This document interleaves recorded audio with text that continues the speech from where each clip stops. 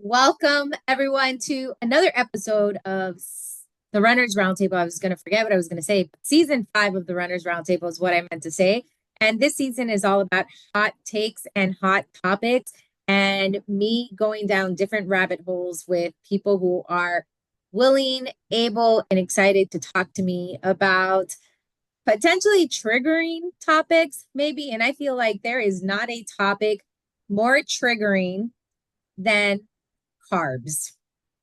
I just said it. It's carbs. And we are joined today by Stevie Lyn Smith, which is so exciting for me because I have worked with Stevie and I just want to say, just want to throw it out there so we can have it in the record that I have not gotten sick since last summer, which is a huge win for me because I was going through a period of getting sick very, very frequently. When I started working with Stevie, oh, it was an eye-opening, very grief-inducing time for me because I thought I was doing everything I could possibly do to feed myself well. And I realized with just that I wasn't. I wasn't getting enough particularly proteins or just snacking. Just I was not doing what I needed to do in order to feel my best. And that was one of the, oh my gosh, if I can find it here, I want everyone to know before Stevie starts talking. Let me just sing her praises for a minute here because we had our final call and I wrote down, oh my gosh, I wrote down 5 things that were my big takeaways from working with Stevie. One was I need to have more protein and be more conscious of my protein intake. Two, 2 to 4 hours is the max that I can go before putting something in my mouth, which was huge. So now I look at time differently in a very healthy way of like, oh, wait a minute, I think I should eat something. And it almost gets kind of exciting to figure out what the snack's going to be. And can I find a snack that has enough protein in it versus just shoving whatever crap in my mouth? So that's that. 3, gentle nutrition was something that Stevie introduced me to, which allowed me to be kinder to myself on those days when I was busy or when life took the unexpected turns that life has a tendency to take. 4, add color to my diet. And 5, that it's okay to front load my day with protein if I know the rest of the day is going to be busy. So I just want to say that those are just 5 things, and those are specific things. It doesn't even count the mental and emotional changes you helped facilitate. So just wanted to say that at the beginning here while people are listening. Those are the things that I have personally learned, just me, and I'm one person. And Stevie, I know you have worked with many, many people. So if anyone is on the fence as to whether they should work with a dietitian, whether they need help with their nutrition, I just want to take this time to say do it. And if you can, contact Stevie because it is more than just food and more than just fuel. And that's was my takeaway. So just want to say that. Thank you, Stevie. And I know I you're dying to appreciate speak. you. You're so sweet. I'm like doing that little like happy tear eye emoji because it's like this is like, I mean, I know you understand, but like owning a business in and of itself is hard. And like being in this space can be hard when there's so much noise. Like I know you know it, like as a fitness professional, run coach, like all the noise on that end. But then like, of course, I'm in the same boat on the nutrition side of things. And, it's just things like that make a lot of the hard things worth it. And it's like this is why I am doing what I'm doing. So thank you. I really appreciate that. Yeah, I had to give you your flowers before we really went into our topic. So now that I told everybody about my experience with you, how about you introduce yourself in your own words to us? And if you can, also tell us a little bit of your athletic Mhm. history. Yeah, so hello, I'm Stevie Lyn Smith. I'm a registered dietitian, board certified in sports nutrition. I've been practicing as a dietitian for 13 years now. I spent 6 years in clinical nutrition, working in acute care, outpatient care down in Washington, D.C., with a number of different unique chronic diseases and health conditions like head and neck cancer, ALS, traumatic brain, all of that. And then during that time, I kind of started to, on the side, transition into sports nutrition, endurance nutrition around 2017. And in 2020, I started my own online virtual practice, Stevie Lyn Nutrition. I just like couldn't come up with like a really unique name. And I was, you know what? Love it. Just use my name. It's easy. So since then, I've been seeing clients in one-on-one group setting. I have a membership, master classes, team talks, group presentations, writing, media work out of my little business since 2020. And it's been a journey. I've learned a lot. I'm always learning and learning how to take chances, how to fail forward, what works, what doesn't. Always going back to the drawing board, trying to figure out ways that I can help more athletes, particularly endurance athletes are tend to be who I work with the most, but I do work with all athletes. And yeah, just trying to come up with a mix of like really great free content for you guys to learn from and different paid offers for you guys to get more support and learn some of the tools that Stephanie has, right? It's all about tools in the toolbox. To me, it's always a health first approach, but I do very strongly believe that health and performance goals can coexist together. But as through some of my athletic experiences, which I'll get into, I created my business so I can help athletes the way I see that is the most powerful with the mental side of things, but also the technical side of things, Mm-hmm. and how we can bring those things together so we aren't sacrificing our health in the name of performance. That is super important to me because, of course, like health is the number one thing that we have.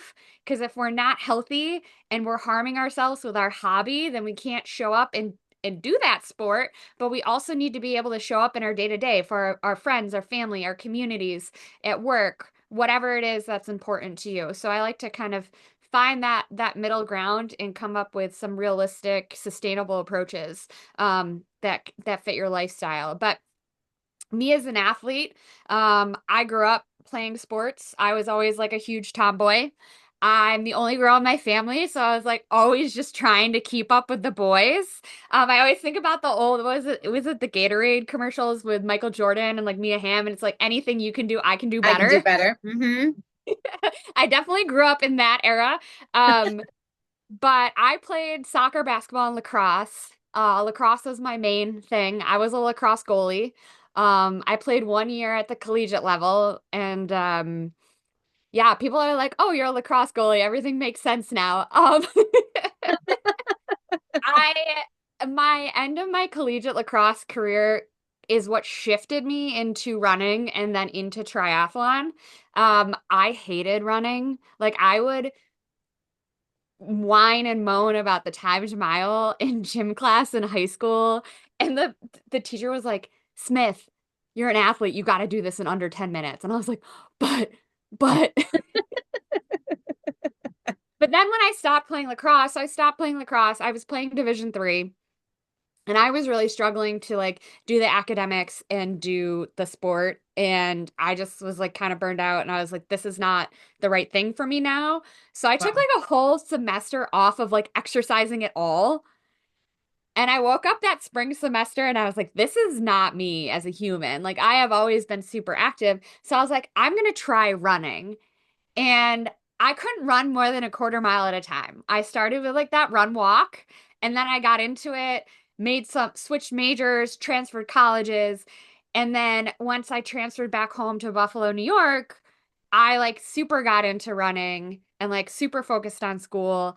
And that was what 2008, early 2008 I started running. 2009 I did my first road race, which was a full marathon.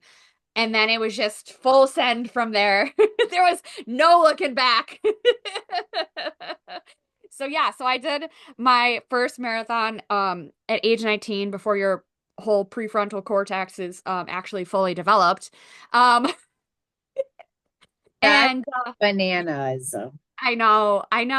So like a lot of people in their early 20s, they do lots of other things. Well, not that I didn't have a good time, but I got very focused into running marathons. I had a couple of stress fractures, including the neck of my femur early in my running career. Yeah. Um, which then shifted me into triathlon. And then the people that I was doing triathlon training with were all Ironmen. So Oh, the wow. first triathlon I signed up for was a 70.3. And then the I mean, next year, you yep. definitely don't dip your toes gently into any of these sports. You're like, well, if I'm going to do it, I'm going to go big. Oh yeah, all gas, no brakes, full send, right? Something about I always just tell people. So I ended up doing my first full Ironman in 2012, and from 2012 to 2019, I did 10 full Ironmans. So I had some double Ironmans. So basically we went full send. Some of the perks of it was being in your 20s. Yep. Um, but like as I grew into the sport and was learning, I was like, oh, like we can't like once I had that stress fracture in the neck of my femur, that was 2011. That was really like a very big knowledge deficit, right? Like, yes, I was in school to be a dietitian, but that my program was very clinical focused, which is super important. Like, that's such a great, like, amazing groundwork that people really don't have a lot of respect for as dietitians, like how much training we have in metabolism, human physiology, etc. Um, but it was a big knowledge deficit. So I was like, oh, wait, like I got to figure this nutrition stuff out or I'm not going to be able to do this sport. Like it is not going to work out. Knock on wood, I have not been injured since.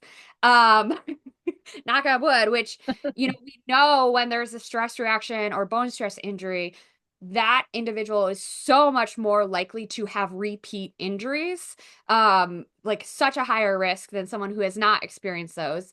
And that neck of the femur, when we're thinking about close to the pelvis, the lower back, right? That is very, Gosh. very energy availability driven when we're thinking about that area of the body. Like if nutrition is not addressed, that is like a huge, huge misstep by a care team or an individual. So as I got into the sport, I was like, wait, I got to learn about this. And like, very grateful when I trained for my first Ironman. My friend Heather, shout out Heather if you're listening.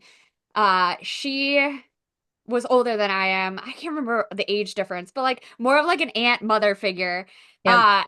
And she was like, I will train with you for Ironman Lake Placid, but like we're gonna go on our long rides and you're gonna eat all the things. You're gonna drink the Gatorade. You're gonna eat the goose. Like back in my day, we didn't have all of these really great sports nutrition products. So like if like Power Bar Perform was what was on course Yeah. on race day, like you had to drink it or like you weren't gonna make it through a 12-hour race. So Yeah. like I'm very grateful that she was like, this is what we do. And I was like, yes, chef. Okay, like let's go. So that is how I got into endurance sports. I need to count, but I've done like 13, 14 open marathons unattached from Ironmans. I've done a 50 miler. I've done a 10-kilometer swim. Like you name it, I've tried it. Um, like I said, we went full send, but a little less intense in the racing since the pandemic hit and kind of shifted more to like, how do I take this energy and build my business, like start to help athletes. Of course, I'm still very active. I'm actually signed up for another marathon again this year in May. And gonna do a little bit more long distance open water swimming with another 10K this summer and just trying to find what feels good in my training now. Anyways, that was a long story. I love that because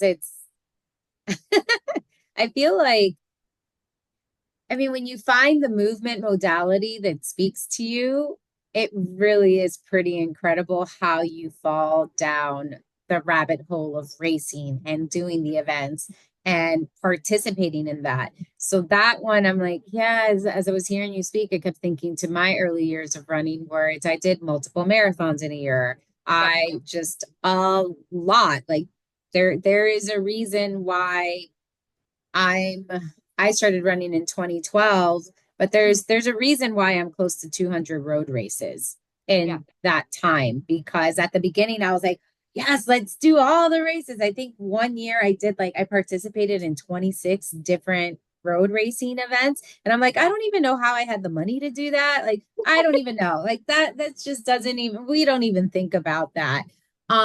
So it's I just I feel that, but Yeah. also I want to say that truly shout out to Heather for knowing like Hmm. you've got to fuel yourself and you've got to Yep. eat, because I came up in 2012 and Hmm. the only fuel that was on the market that I can remember was goo. Yep. That's it. Goo. Goo, Power Bar. Power Bar had some gels that were pretty good too. But I remember on my bike in that first Ironman, do you remember the Power Bar bars that were in like the gold wrapper that were Yeah. like bucks? Yeah. I was eating those on the bike, not a ton of them, but like I would have a couple halves of the bar. Like, I mean, I was out on my bike for like 6.5 hours, so like some solids were definitely included. Could you imagine if I asked an athlete to eat that today? It would be like Oh the no. end of the world. Yeah. Yeah. I mean, you wouldn't. Like I can't. I no.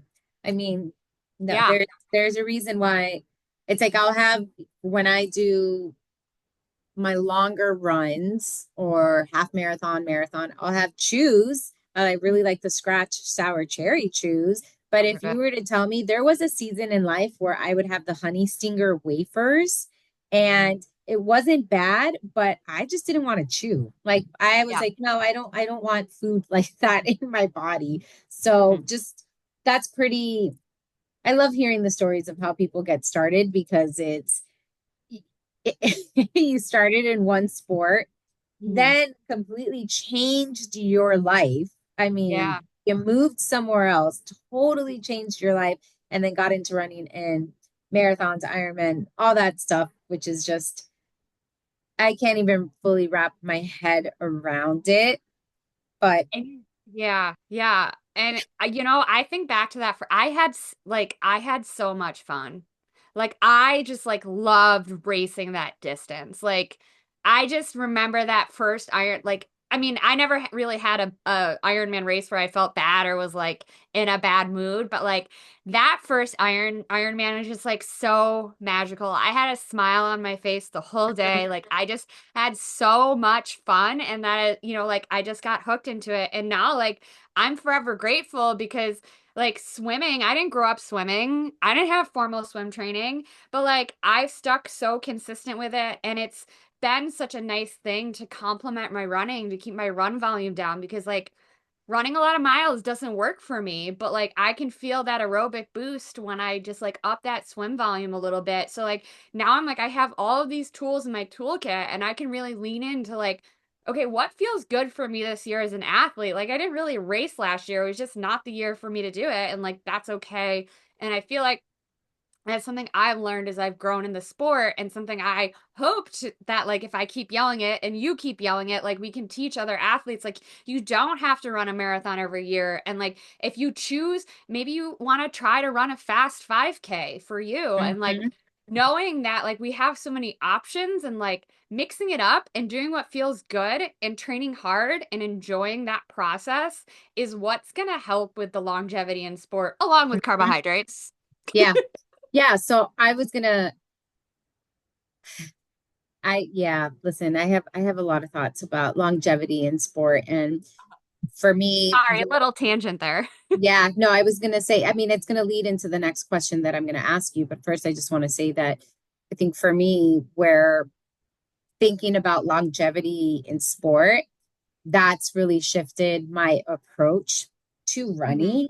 Whereas when I was younger, granted, and it sounds like the same for you, right? When you're younger, I feel like I just bounced back from stupid decisions, right? Hmm. Like the staying up late or the not eating enough or the skipping the gels or whatever the case is.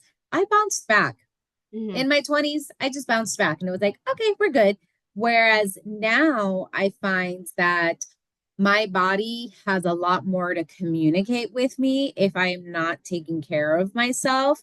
And also, I don't it's not that I don't need to do as much because that's Mhm. part of it, but it's also I just don't want to do as much. I'm very much now longevity in sport to me at this moment means what's the minimum I need to do in order Yeah. to accomplish the things that I need to accomplish. I've been there. I've done 50, 60-mile weeks. I tried that out because I was curious to see if I could do it.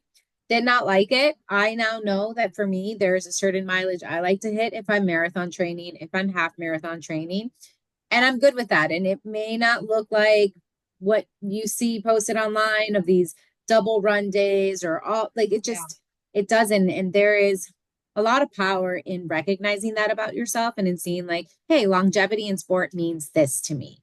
Not Yeah. that, but this. So with that, I will say part of my evolution of longevity in sport has definitely been my approach to fueling.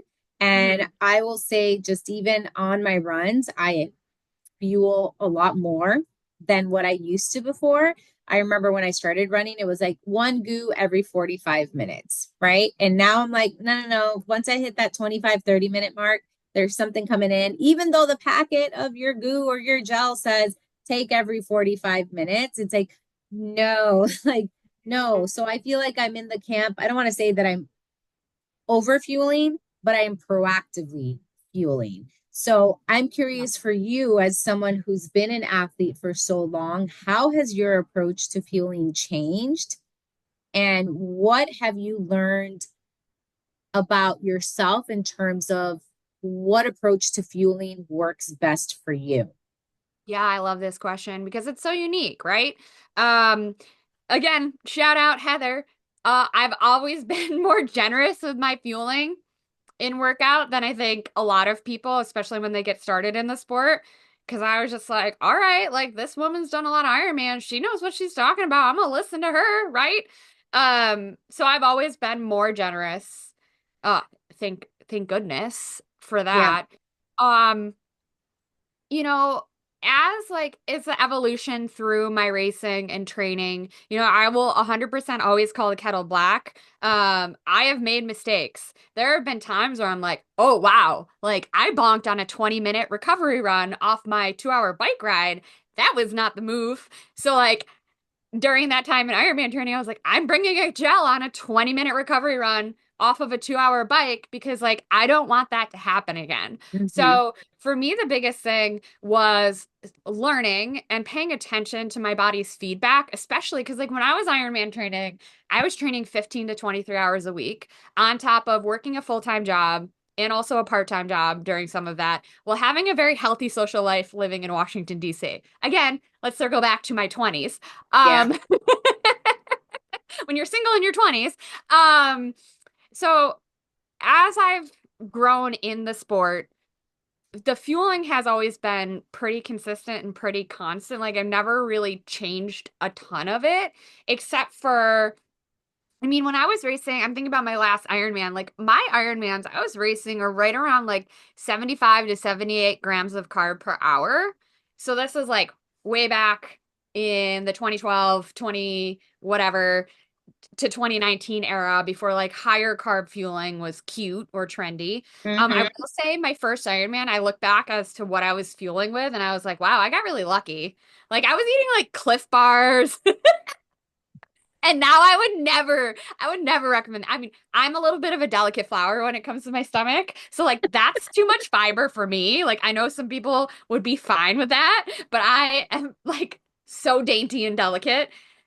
But like I know that about me and I spent a lot of time training my gut. As soon as I get back like from off season, I'm still fueling in off season. But like when I would get back into those on season workouts and Ironman training, right out of the gate, I don't care how uncomfortable the first 2 weeks are, like back on my Gatorade endurance, back up to my carb goal for all of my workouts, an hour plus.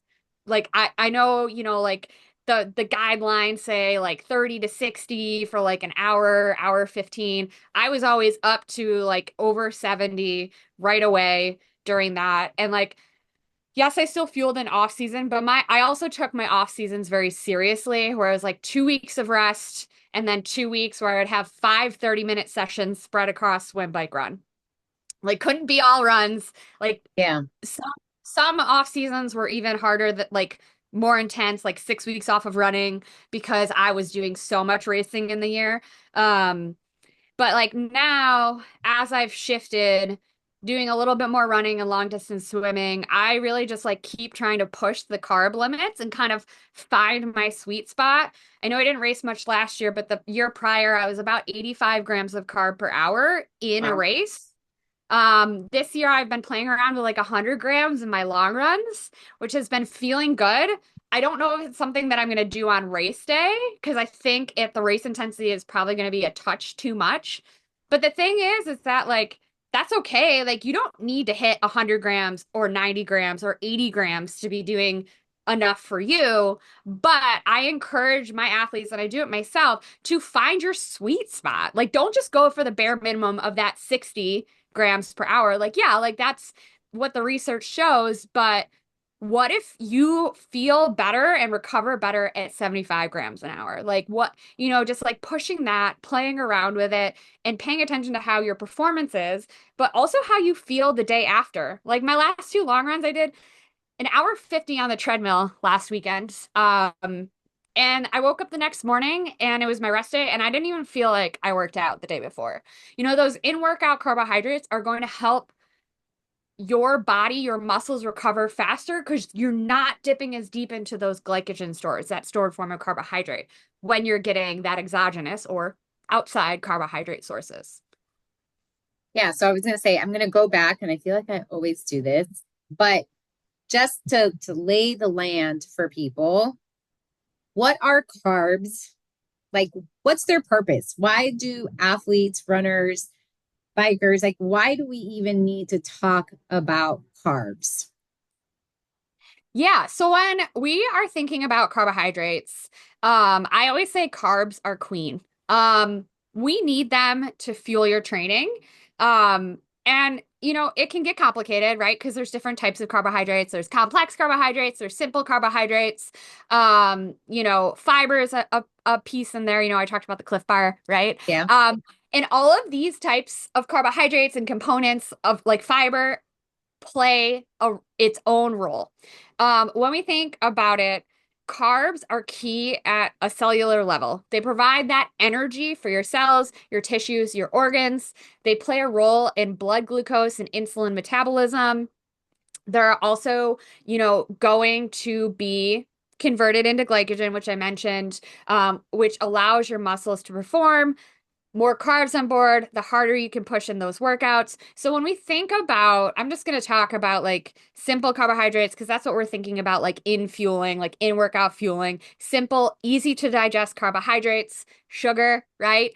Mm. Um, when we're exercising, we want those carbohydrates to be as simple as possible. So your body really doesn't have to do any work to break down, digest, absorb, and utilize them. So that is like people are very afraid of sports fuels. I see it a lot.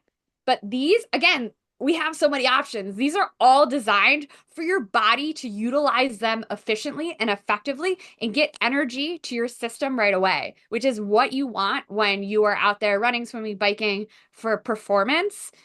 When we think about like the complex carbohydrates, right? Like they have more fiber in them. That takes longer to digest and break down, which means it's going to be a slower energy hit Mm. there.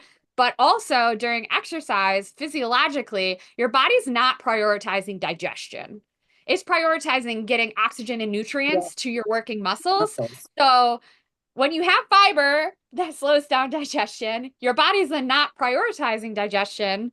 That is where we can see a lot of GI issues because that is not going to be your body's number one goal at that time when you are putting exercise demands on it. Okay. And I have a question. I mean, obviously, I'm going to have the questions because that's what I'm doing here. I'm That's asking what the we're doing question. here, right? That's what we're doing here. So here's listening to what you just said. And okay, let me just say it and not worry about sounding stupid because I think I'm trying to Oh, formulate the question. But So you said the gels, like the gels that we take, those fuel, the sports specific fuel that we take on our runs, it's been optimized for our bodies to use, correct? Like, Mhm. so it's not like saying, hey, this gel, I just feel like when we talk about carbs, Mhm. carbs get so demonized, but listening to what you just said, it's like, yeah, but these sports specific, what you're using while you're running, while you're working out, I guess it's just what bad does it do to your body, right? I like try God, my brain is like trying to make this thought come together where it's just like what just why not fuel? I guess that's the question. Why not fuel? Because your gel isn't the same as a piece of white bread, or it's not the same as brown rice. And yet, this whole discussion on carbs, Mhm. there's, I feel like maybe I'm missing something, or I'm just confused as to why it's such a big deal for some Yeah, people. for some people, it's just, this is where, like, I always say sports nutrition is very different than just like thinking about nutrition for the average human.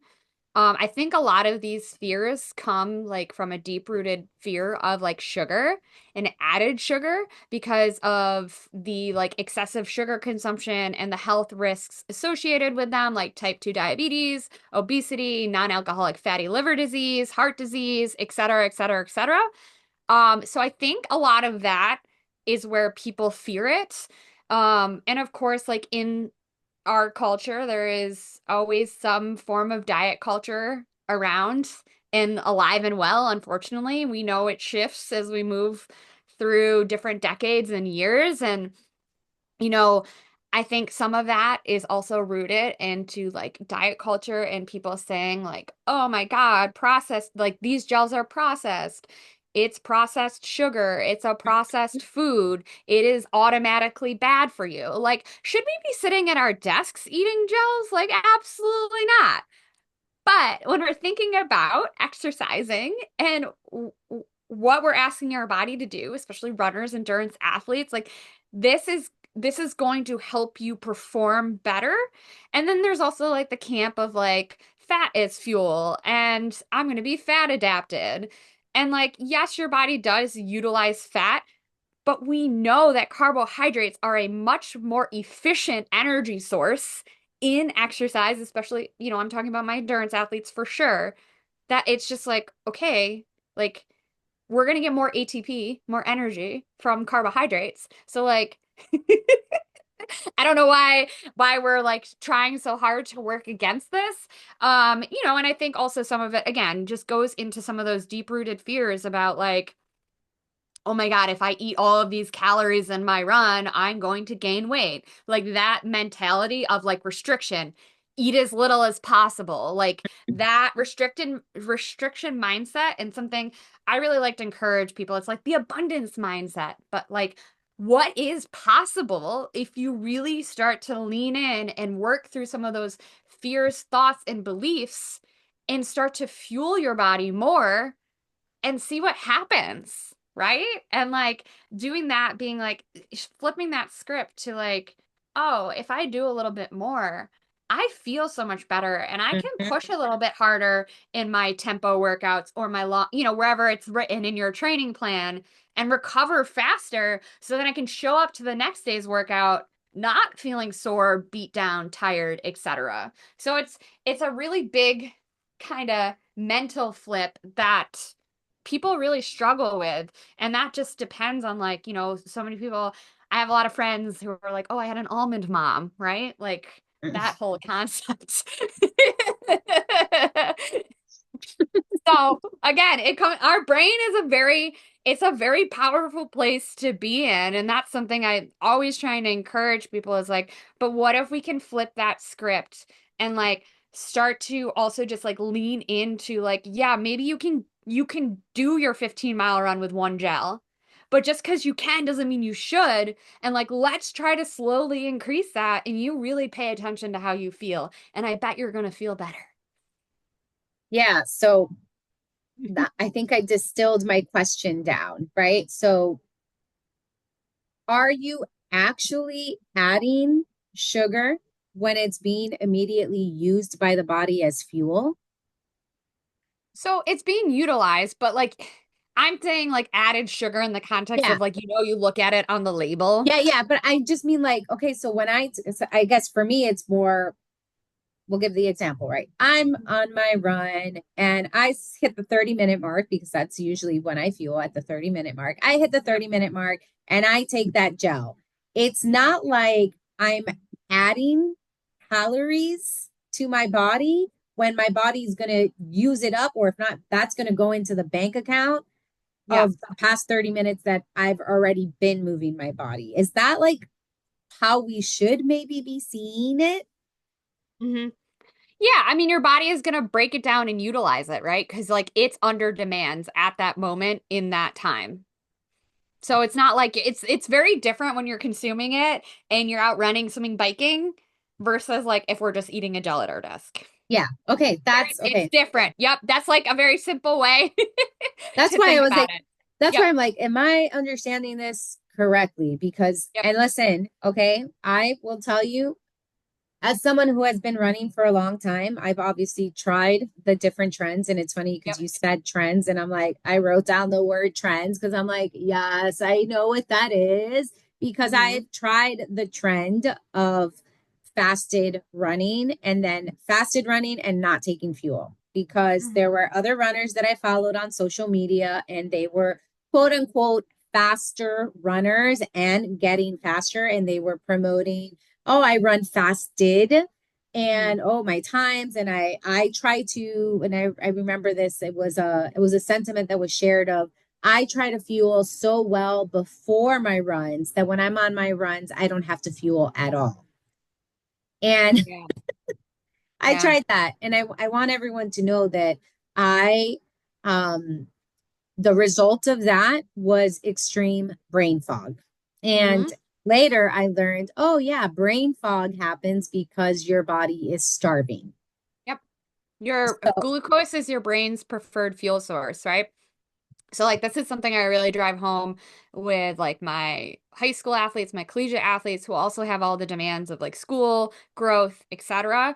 Or even my adults who are like, I started a new job and I am so tired. I'm like, yeah, because your brain is doing all brand new things. So like heavy brain days, even if it's things we're used to, like the demands are higher, right?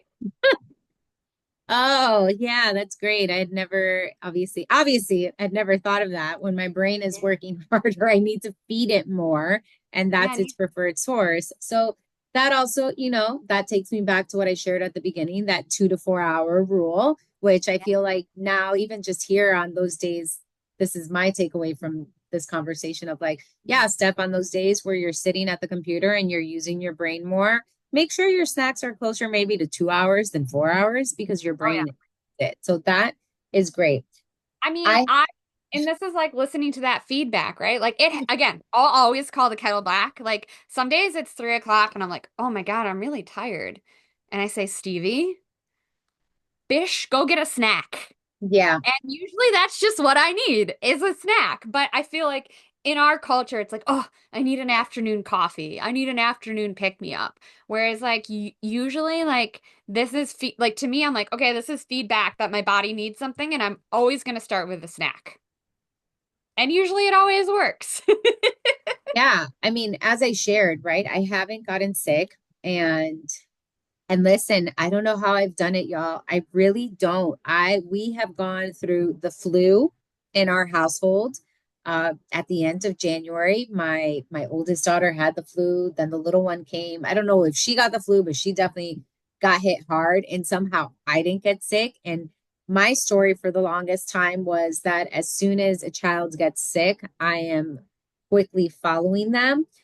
Mhm. And I haven't. And I really do credit it with the fueling, but it's also understanding that when I initially saw you, I mean, I was telling you, I'm like, I have brain fog. I feel like I can't keep track of everything. Like I was definitely feeling very overwhelmed by a lot of things. And again, working with you, it was, yes, I had the food diary and I was keeping track of things.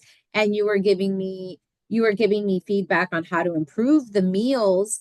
But really, what struck me was every time we met, and just so much of what you asked me about was how am I feeling? And I wrote Mhm. it down here where it seems like one of the big things you try to get people to see is, can you listen to your body and your experience over the, in Spanish, we would say the tiki tiki, right? Like over all the noise of Mhm. everything around you that is saying, you don't need to fuel, or, oh my gosh, how much do you love when you see runners say, I just went out and ran 20 miles and didn't have any fuel at all. And I'm great. And I'm like, hey, yay for Yeah. you. But also, like, that's not what we should be promoting, because then it really does send a message that fueling is optional. Mhm. And I can't get down with that. But in a similar vein, I feel like I've had this with athletes I've worked with, and I feel like I've also just seen it. What is your response to people who say, I'm too slow, so I don't need to worry about fueling? Mhm. Well, it depends if they're my client or not my client, because something I've learned, I've done a lot of boundary work when I started my business and like social media. Like I have a lot of feelings about social media. It's very complex for me. I will say one thing is that I'm very glad it really wasn't a thing when got into endurance sports as a very young, impressionable mind. I'm very grateful for that. I feel very lucky. But if it's not my client, I tend to say not my circus, not my monkey, because like I can't put my energy into saving people who don't want to make changes, right? The rule of behavior change is you have to be Mhm. open and ready to make changes. Now if this is a person who's in my group, my membership, or someone, a friend, um, I would say that's absolutely not valid or true. We know that under fueling, low energy availability, disordered eating disorders do not discriminate between age, race, sex, body shape, body size, the number on the scale. We are all susceptible to it. And everybody associates those things, whether it's low energy availability, red S, eating disorders, disordered eating, with smaller bodies. And that is just absolutely not the case. Where I have a lot of people in larger bodies who are like, well, there's absolutely no way that could be me because I am X size, I am this shape. I am not losing weight. I am gaining weight. And that is just one of the things that I really try to reinforce. And it's something that like you can struggle with, and like we are people in this space are here to help you if they are a sports dietitian, an disorder dietitian, eating disordered informed coach, right? Like we are here to help and support you. And a lot of that, when people say that to me, it's that mindset piece. Okay, where can we flip this script? Just like anyone in a smaller body who might have the same thought process is, okay, but what if we start to work towards increasing your intake, having you start to try some fuel on your runs? How can we pay attention to these things as to how we feel? Our bodies are very smart. I swear, like, I'm always reading and learning and like checking in on things that clients ask about. And like, there are so many times where I'm just like, damn, our bodies are so cool. Everything is so closely connected. And Yeah. that's something I really like to do in my practice is like, the nice thing about being a private practice that doesn't take insurance is that like I can take the time and like zoom out and really look and be like, oh, these things are connected. And like, here is why. And this is what we're going to do about it. So it's the same thing as like you, even as a person on a larger body, like your body still deserves fuel. It still deserves energy. And we're going to like help you move through that to start to pay attention to that feedback no matter who you are, because our bodies are smart. They are going to tell us like stop, like you're doing too much, you're not sleeping enough, you're not eating enough, whatever it is. It's just that most of us aren't taught to as to what that feedback is, and or we are taught to push through it and like shut it down and just like keep going, keep running, keep getting after the workouts, keep working until we like burn out and everything implodes. The end. I love what you just said there. You said our bodies deserve it.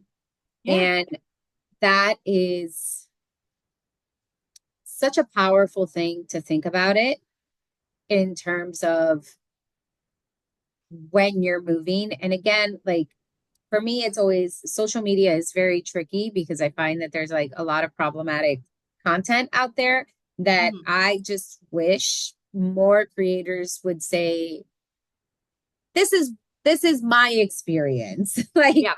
don't follow my lead. This is what's working for me, even if Mhm. it's problematic. I like, even if it's what they're doing is problematic, if they just say, like, this is me, don't do what I do, figure out what works for you, because Mhm. there is this thought.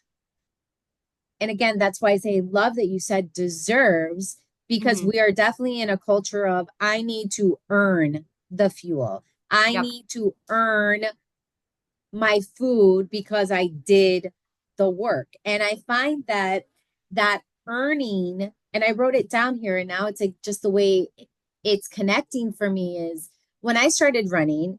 And I remember before my first few marathons, big races, people only ever talked about carb loading the day before Yeah. because that's when you had to do it. And now there's definitely been a shift where it's like, no, no, your carb loading starts the week of your race. Like, we're not talking about the day before, we're talking about days. And Mhm. that is, I think that's also a mental shift a lot of people have to do of like, this is what I need to do Mhm. in order to give my body what it deserves to receive in Mhm. advance of what I'm going to ask my body to do for me. There's Yep. no having to earn it.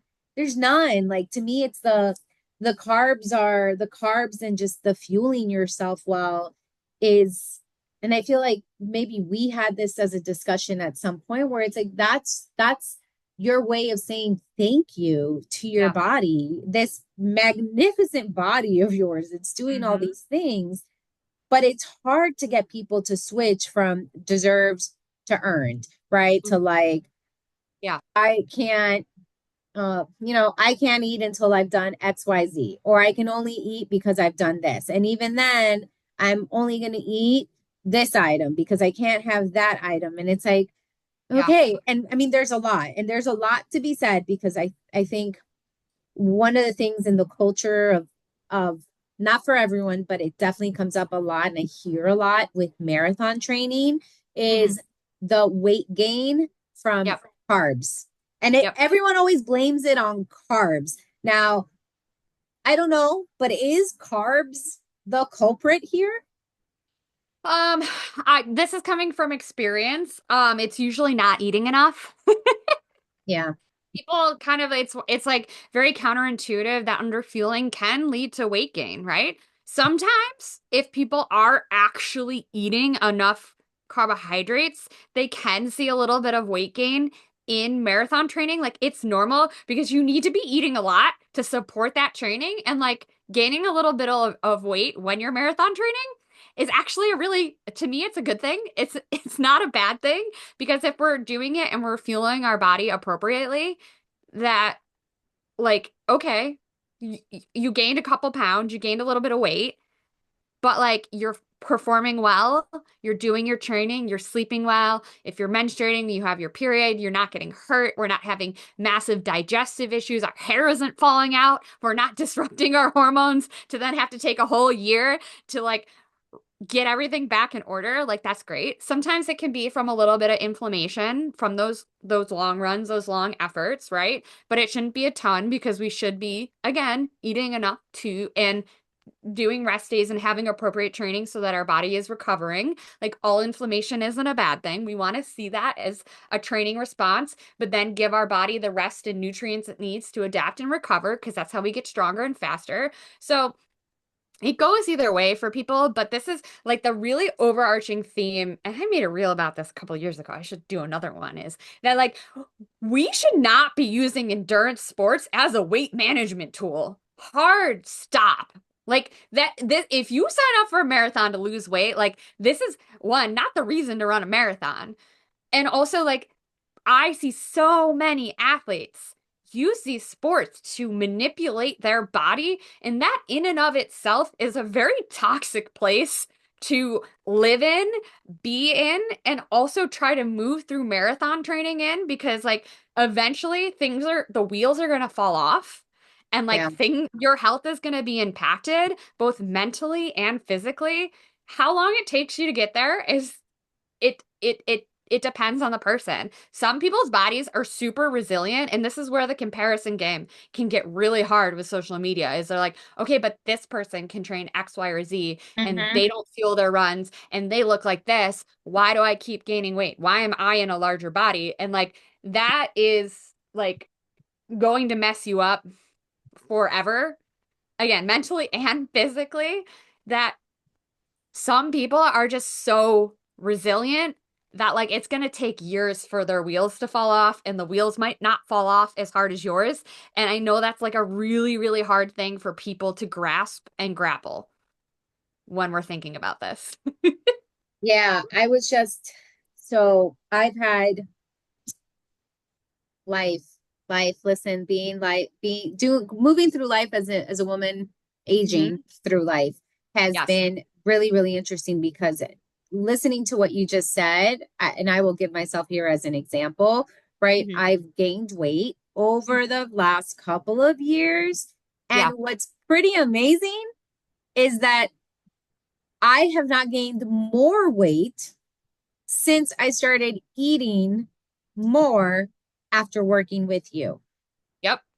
And I will say there's obviously like for me, there is a struggle with the weight, but it's because it's like, oh, there all this body is changing Mhm. and there's hormones and there's all this other stuff that's going on in this body of mine that Mhm.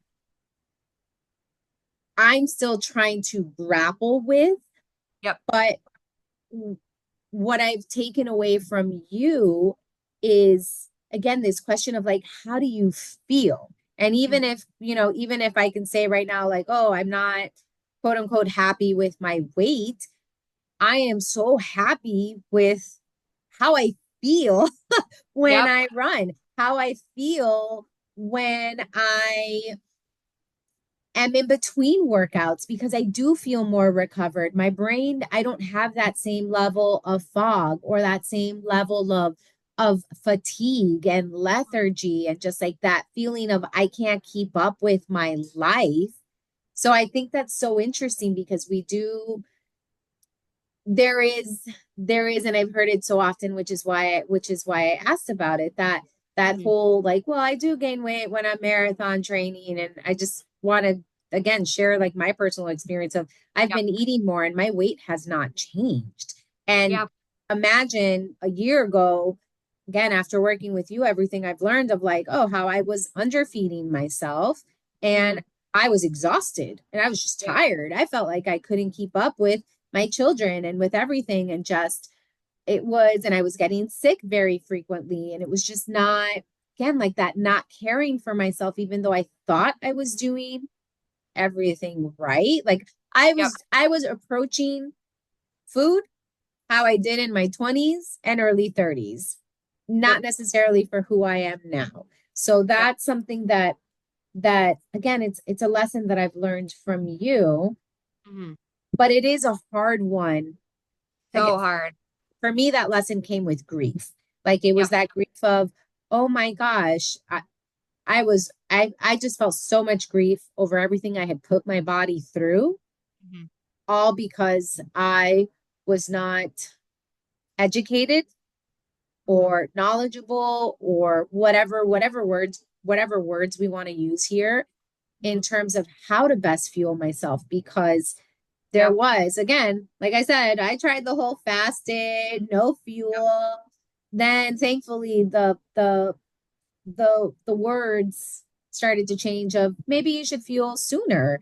And that really revolutionized my running about Mhm. fueling every 30 minutes instead of waiting for that 45 minutes. Yep.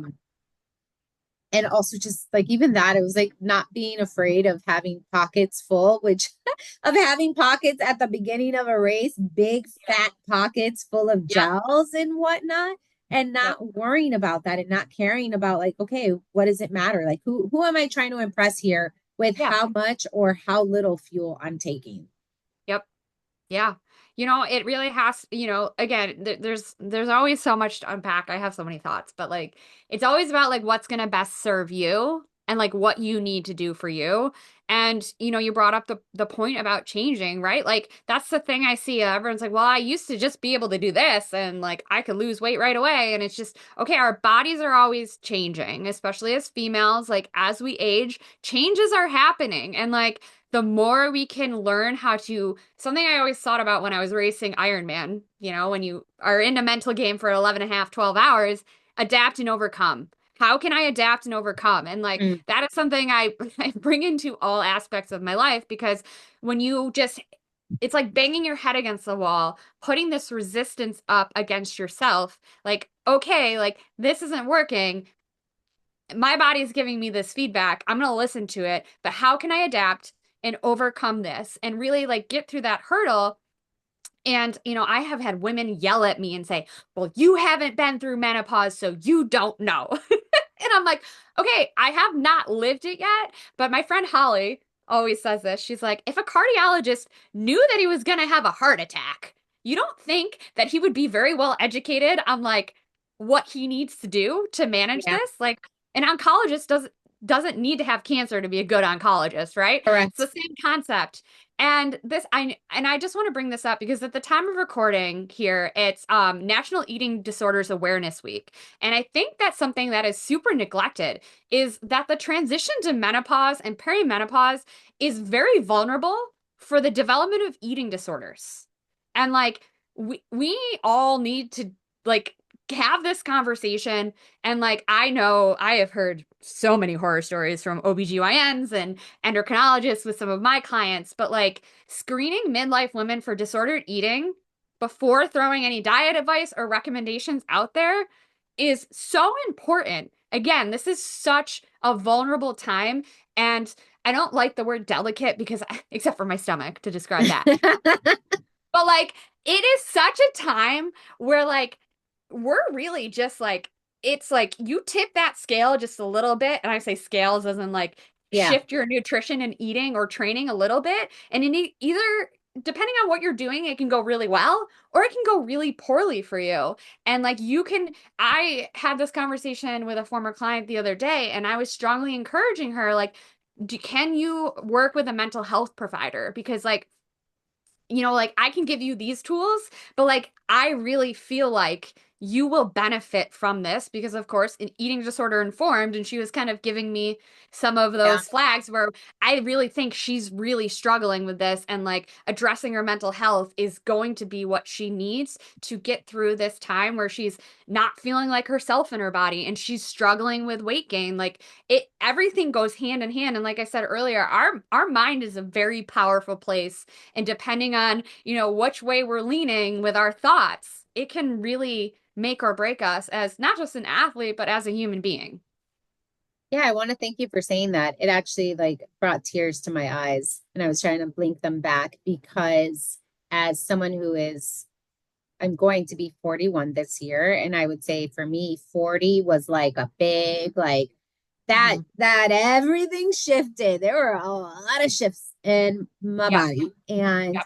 it has been probably one of the biggest struggles Mhm. of the past almost year of my life of accepting my body as it's changing, as it's getting curvier, as it's doing what it's going to do in this Yeah. phase of life. And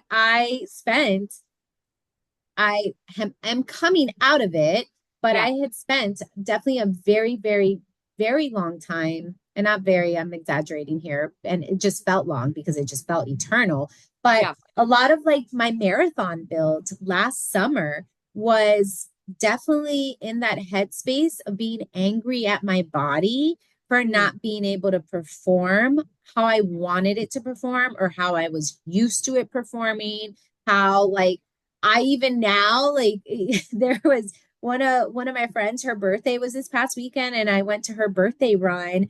And Mhm. I was so self-conscious of pictures being taken because my cleavage has Yeah. gotten bigger. And I'm Yeah. just like, oh, and there's like literally pictures of me like covering myself up. And I'm like, I'm wearing the clothes that feels comfortable, but then there's Yeah. still like, there's a level of self-consciousness now in my Yeah. body that I haven't had since I was a teenager, right? Like when those curves first came around, that I was like, oh no, now there's just a different awareness of my body in space. So I just want to thank you for sharing that and for sharing that, because Yeah. it is, as to what you were saying with the scales, oh my gosh, it is so easy to think, let me just eat less. Yep. Or let me try to be a fasted runner. Let me try to be a fasted athlete. And I know, because I've seen it, I've Mhm. seen people on social media say, oh, if you want to perform your best, as a woman, try fasting and Yeah. fast between these hours and that. And I'm like, okay, so what do you believe, right? Like it's so hard to know Yeah. what to believe when there's information from all directions coming at you. So I want to say, I really, really just want to say thank you for saying that, because for me it Of course. was very much so a validation of my experience of, Yeah. oh, I'm in a different body now. And thankfully, I worked with you, because I feel like a little mini Stevie over my shoulder saying, like, no, like anytime a thought comes in where it's like, no, no, no, you have to eat. Like, no, if running is important to you, if longevity in sport is important to you, you have to eat. You have to take care of yourself. You have to drink the drink, eat the food, eat the snack, whatever the case is, have the gel. So it is really, really hard, because yeah, I can tell you firsthand, this is a very unsettling stage of life, Yeah. because it's getting used to being in a body that feels familiar and yet feels different at the same time. Yeah. I'm buckling up for it, but I know it's not the same. And I didn't put this in my intro because like I have this weird relationship where I don't like certain things to define me. But part of the reason I stopped racing Ironman is I was diagnosed with rheumatoid arthritis in 2019 at age 30. So again, not exactly the same, but like have, lived that grief of like, oh my God, like I can't train and perform like I used to. And it was messy for a few years until I was like, hard stop, gotta figure this out. Like, I can't, again, just like that, I can't do what I used to do as my body's giving me the feedback that, like, that is not it. So, like, I have to figure this out. I have to adapt and overcome. So, like, again, I can partially empathize with that, like, not feeling like yourself in your body and figuring out how to navigate that, which is if there's any other autoimmune people out there, like you understand that like the changes can be very real there too. And it's one of those things where it's, of course, allowing yourself to grieve that, but also being like kind of like what you did. You're like, okay, like I'm allowing myself to experience this grief, but like other things have to change. And like I need to prioritize that, which was huge of you. So many people are like, okay, but like I have to put this to the wayside because X, Y, or Z. And like I understand that there needs to be a balance of like you have responsibilities and other things you have to prioritize. But like if you can't prioritize yourself and your health at least a little bit, you can't show up for all of those other things like you need to or want to.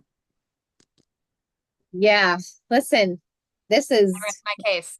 yeah, no, I mean, life be lifing sometimes. And I that's wrote just that in an email yesterday. it'd be doing it. It'd be doing it. All right. I have 5 questions. These are going to be a little more rapid fire Hit me with questions. it. Okay. Should we be afraid of carbs? No. How can we embrace carbs better? Ooh, that's a good one. I say listen to your body's feedback. Feel the differences in how you perform and recover when you're consuming carbohydrates in your workout. If you can write a love letter to carbs, what would it say? Please never leave me.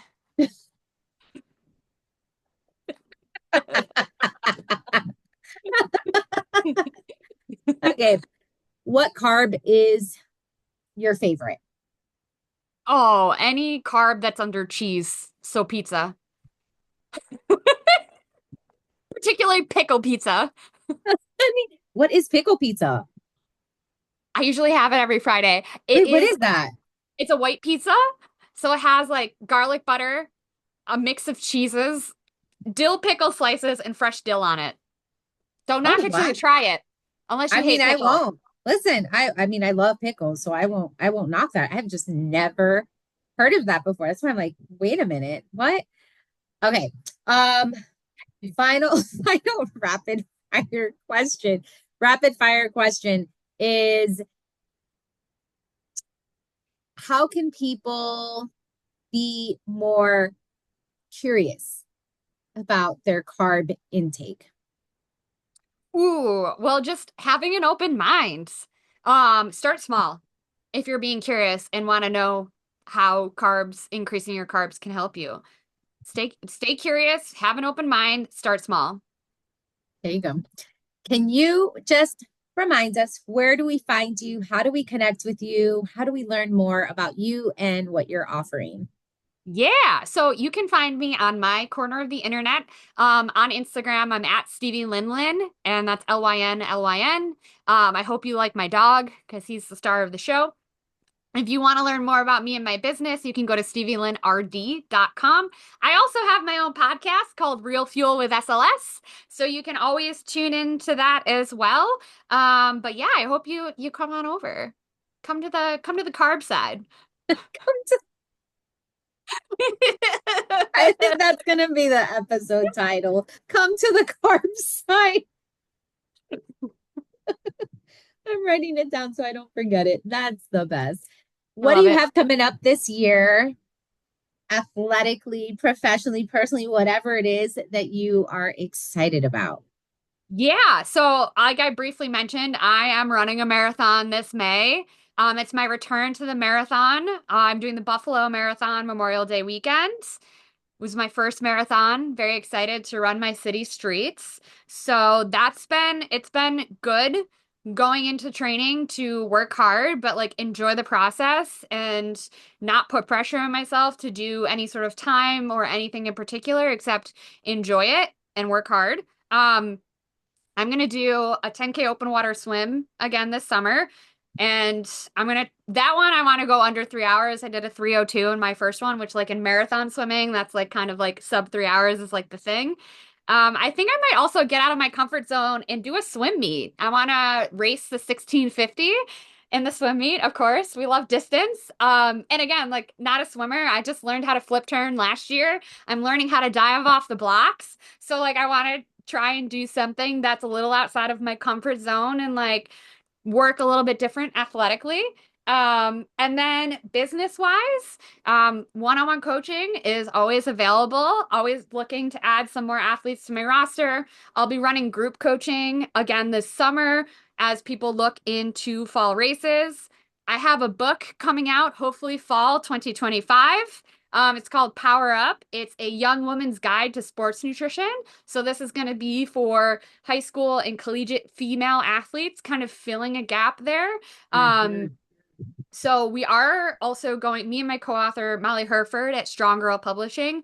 We're doing it together, and we're also going to do like guided talks and book clubs for like sports teams if they're interested. So I will send that information over. You can connect with us there. So that's a big thing. Hopefully a few other big projects coming down the pipeline. But yeah. That's amazing. That's amazing. All right. Last question. What are your final words for us today?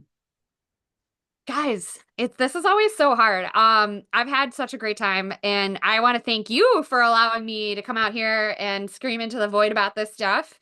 But really, like my final words and things that like, and I feel like I've said this already, but like we get one body, and it deserves to feel good, perform well, make sure we're optimizing our health, but also know like if you are struggling, you're not alone. There are people out here who will listen to you and help you. If not me as a dietitian, I have a network of PAs, NPs, mental health providers, other dietitians who really pride themselves in trying to take the time to help you figure out, like, you don't feel well in your body. What can we do to support you?